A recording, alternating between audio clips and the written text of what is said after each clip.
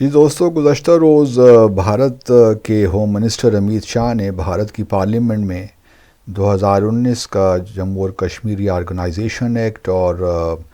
2004 کا جموں اور Kashmir reservation act میں تبدیلیوں کے لیے بل پاس کیا اور وہ پاس بھی ہو گئیں امینڈمنٹس. اور اس کے مطابق اب جو ہے جموں کی جو سیٹیں ہیں جو پہلے 37 تھیں، اب ان کو بڑھا کر 43 کر دیا گیا. اور جو کشمیر ویلی کی سیٹیں پہلے 46 تھیں تو ان کو 47 کر دیا گیا. حالانکہ اب 43 اور 47 میں آپ فرق دیکھ لیجئے، گو کہ جو پاپولیشن ہے وہ ویلی کی تقریباً 56 سے 60% کے قریب ہے، جو 2011 کا سینسس بھارت نے کروایا تھا. لیکن اس کے ساتھ ساتھ ریزرو سیٹوں کو ہی بڑھا دیا گیا ہے، 5 کر دیا گیا ہے. اب اس سے بڑا واضح ہے کہ کس طرح یہ الیکشن اگر ہوں گے تو کیسے ہوں گے.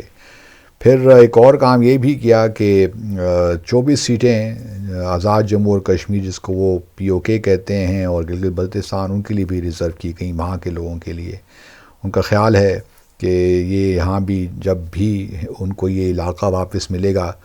تو یہ جو ہے 24 سیٹیں وہاں کے لیے ریزرو کی گئی ہیں. یہ بڑا ایک لحاظ سے ورینگ ہے، کیونکہ جموں اور کشمیر اور لداخ کو ان کو ڈاؤن گریڈ کر کے بھارت آئین کے خلاف ان کو ڈاؤن گریڈ کیا گیا، 2 یونین ٹیریٹریز بنائی گئیں. حالانکہ اسٹیٹ کو اگر آپ ڈیوائیڈ کرتے ہیں تو ایک دوسری اسٹیٹ بنا دیتے ہیں، ایسا ہوتا رہا ہے بھارت میں پہلے. لیکن ایسا کبھی نہیں ہوا کہ ایک اسٹیٹ تھی، وہ مقبوضہ ہی صحیح لیکن ان کے کانٹیکس میں ایک اسٹیٹ تھی اور اس کو 2 حصوں میں تقسیم ہی کر دیا اور پھر ان کو یونین ٹیریٹریز ہی بنا دیا گیا. یہ انپریسیڈنٹڈ ہے بھارت کی تاریخ میں.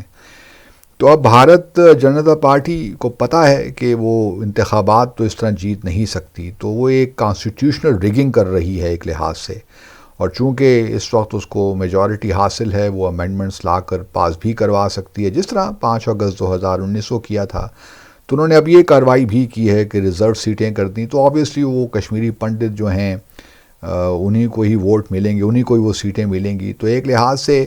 بھارت جنتا پارٹی نے یہ کوشش کی ہے کہ کسی طریقے سے اس الیکشن کو مینیپولیٹ کیا جائے،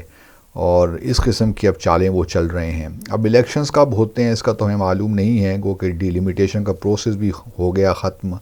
اور اب تو یہ امینڈمنٹس بھی پاس ہو گئیں،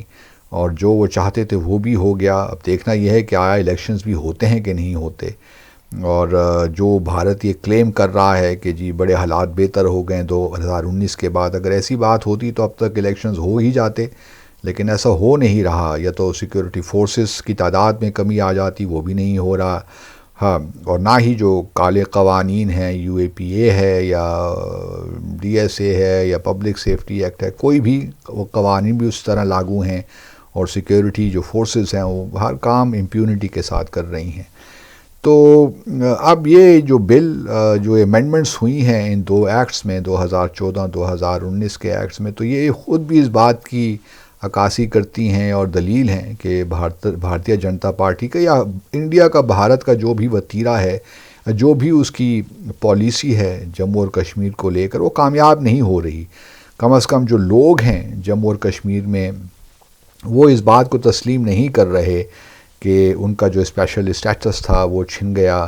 یا جو ڈیموگرافک چینجز ہو رہی ہیں، آرٹیکل 35A کو ختم کر دیا گیا.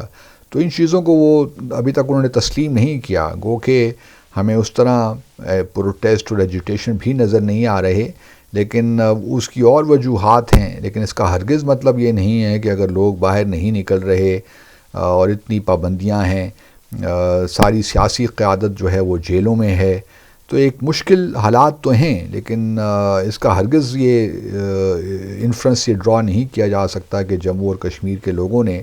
یہ ساری جو تبدیلیاں ہیں تسلیم کر لیے ہیں، یا مقبوضہ جموں اور کشمیر میں بھارت کا ناجائز قبضہ تسلیم کر لیا ہے. ہم دیکھ رہے ہیں فلسطین میں جو کچھ ہو رہا ہے، تو کچھ بعید نہیں ہے کہ کچھ عرصے کے بعد، کوئی سالوں کے بعد ہمیں کشمیر میں بھی یہی صورتحال نظر آئے. تو کیونکہ آزادی کی جو جد و جہدیں ہوتی ہیں ان کو آپ وقتی طور پہ کچھ کسی نہ کسی طور دبا تو سکتے ہیں، خاموش تو کر سکتے ہیں، لیکن مکمل طور پہ ختم نہیں کر سکتے، تو یہ آوازیں تو اٹھتی ہی رہیں گی۔ ایک اور بڑی انٹرسٹنگ چیز ہوئی، بلکہ ایک تو انہوں نے جو ہے امیر شاہ سے رہا نہیں گیا، انہوں نے کہا کہ جی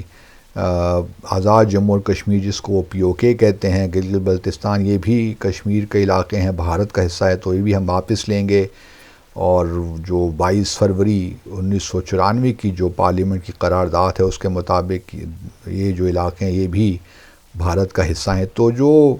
آزاد جموں اور کشمیر اور گلگت بلتستان کے، ان کے لیے بھی 24 سیٹیں ریزرو کی ہیں اس امینڈمنٹ کے تحت، تو بہرحال یہ بھی ایک ڈھکوسلا سا ہی ہے۔ ایک اور انہوں نے بات یہ بھی کہی کہ جی، اور انٹرسٹنگلی اپنی تقریر میں 2019 میں تو امیر شاہ صاحب نے جب یہ آ رہا تھا جموں اور کشمیر ریآرگنائزیشن بل، تو اس وقت انہوں نے اکسائی چین کو پہ بھی کلیم کیا تھا کہ اکسائی چین جو ہے وہ بھی جموں اور کشمیر اسٹیٹ کا حصہ ہوگا یا بھارت کا حصہ ہے، لیکن اس تقریر میں انہوں نے صرف جو ہے صرف آزاد جموں اور کشمیر جو پاکستان کے پاس علاقے ہیں ان کا ذکر کیا، چین کے پاس جو علاقے ہیں ان کا ذکر نہیں کیا۔ مار بہت پڑی ہے 2020 میں، تو اب تھوڑی سی ان کو عقل آ گئی ہے کہ کس طرح بات کی جاتی ہے، تو چین کا ذکر نہیں کیا، اور ابھی بھی چین نے بہت سا علاقہ قبضہ بھی کیا، اور اس پہ اپوزیشن نے کافی شور بھی مچایا، لیکن بھارتیہ جنتا پارٹی خاموش ہے اور اس پہ کوئی بات نہیں کرتی۔ اور یہ بڑا دیکھیے نا، طاقت کا بھی کیا ہوتا ہے، جب چین کے سامنے تو ایک لفظ نہیں بولتے یا اس کو اپنا راز زیادہ نہیں کرنا چاہتے کہ اگر دوبارہ ہم نے کلیم کیا جو اس وقت علاقے چین کے پاس ہیں، تو کہیں پھر ایسا نہ ہو کہ چین ریاکٹ کرے اور ایک کچھ اور جھڑپیں شروع ہو جائیں اور مزید علاقہ بھارت کو گنوانا پڑے۔ تو انٹرسٹنگ ڈیولپمنٹس، لیکن ہمیں دیکھنا چاہیے پاکستان کو کہ ہم نے کیا کرنا ہے آگے۔ حکومتیں، میں بار بار یہی کہتا رہتا ہوں کہ ابھی سے ہمیں برین اسٹارمنگ کرنی چاہیے، ہمیں اپنی بھارت کی جو ہماری پالیسی ہے اس کو ری وزٹ کرنا چاہیے، جموں اور کشمیر کی جو ہماری پالیسی ہے اس کو ری وزٹ کرنا چاہیے، اور ایک لانگ ٹرم پلان بنانا چاہیے جو کہ پاکستان کے مفاد میں ہو، کشمیریوں کے مفاد میں ہو۔ ہمیں اور یہ کوئی ایسا مشکل کام بھی نہیں ہے، اگر ہم سیریسلی اس معاملے کو ایک دفعہ لے کر بیٹھ جائیں اور ایک لانگ ٹرم پالیسی بنا لیں اور پھر اس کو آبجیکٹیوز کو حاصل کرنا چاہیں، تو یہ قطعاً مشکل نہیں ہے، ہو سکتا ہے، لیکن ہمارے ہاں وہ کلچر انفارچونیٹلی نہیں رہا کہ ہم بیٹھ کر سوچ و بچار کر کے ایک لانگ ٹرم پالیسی بنائیں۔ بہرحال یہ دو چیزیں تھیں اس امینڈمنٹس کے حوالے سے، میں نے کہا میں آپ کے ساتھ شیئر کروں۔ اپنا خیال رکھیے، اللہ حافظ۔